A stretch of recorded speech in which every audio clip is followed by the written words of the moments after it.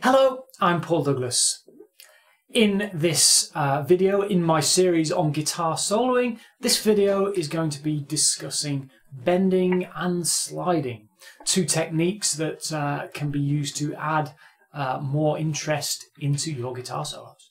So let's just go through the basics of the bending technique first. So very simply, you play a note and you bend the note so that the pitch in the note actually bends up to a different note. So, and that's it in a nutshell. That is bending a string. One thing to note about bending is you are bending up to a target note. So if we start on that D there, and I'm going to bend it a tone, a whole step, up to E, so we can hear our target note there. So we can keep that in our brains and say, okay, I think I was slightly flat there when I bent it. I didn't go quite far enough. I think I may have gone a little bit too far there. But you can see how you can use the fretted note when you're practicing to give yourself the target to aim for, and you can practice getting that bend accurate.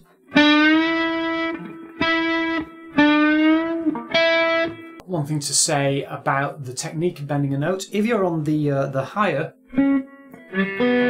three strings, usually you would bend the note physically upwards that way. So,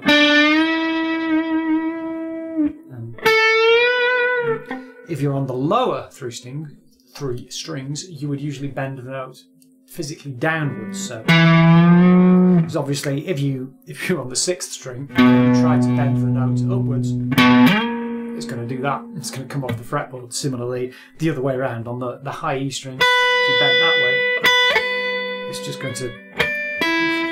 Now, much like vibrato, there are aspects of bending that you can vary. So, perhaps one of the most obvious ones is the speed of the bend. So you could. It's quite a quick bend and.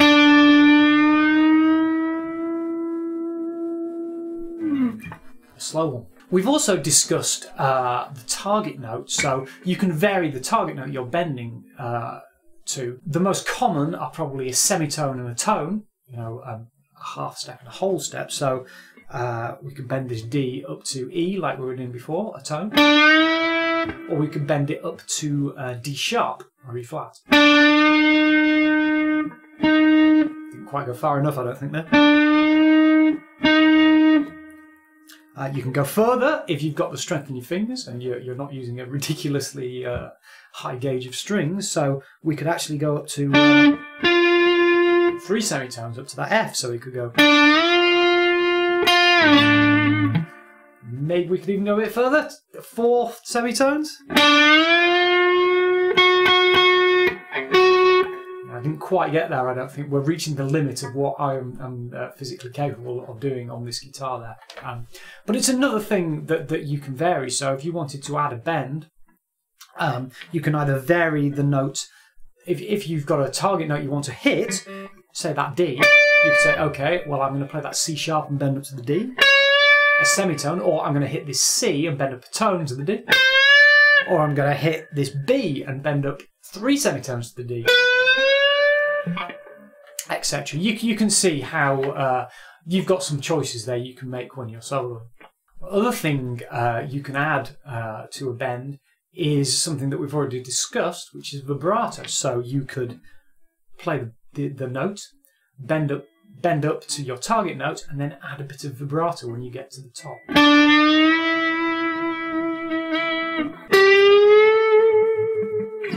That's not quite as easy as just doing vibrato on a note on its own. It's easy to, you can hear what I just did there, it's easy to make other strings ring out, so you've got to be careful how you mute the other strings.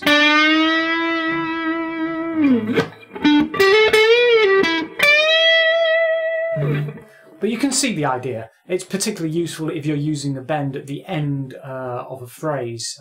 You want a little bit of interest added to that final note. that little figure I played there illustrates one of the most common uses for bends. If you're playing a little phrase, the last note of that phrase can be bent up. So, or let's say,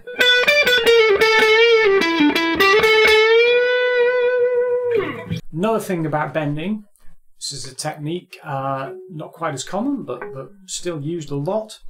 You can start from the bent note. So supposing we start there, you can hit the note and release the bend. It's another very nice technique to add a bit of interest into your guitar solo. Now, the other technique I want to talk about in this video is sliding. So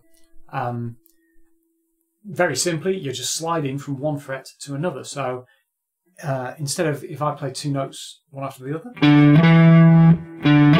instead of that, we're doing this. And it adds a little bit of smoothness to it.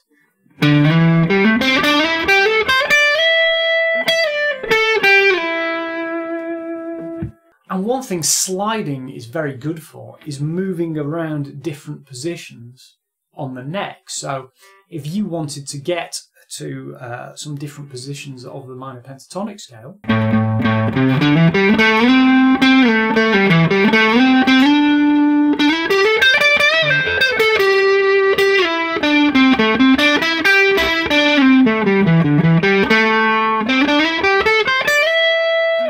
you can see how that enables you to do it in quite a smooth, organic fashion without sounding forced. So what I'd like you to do is practice improvising, creating your own solos, and adding in a few bends and slides to add some interest into the solo.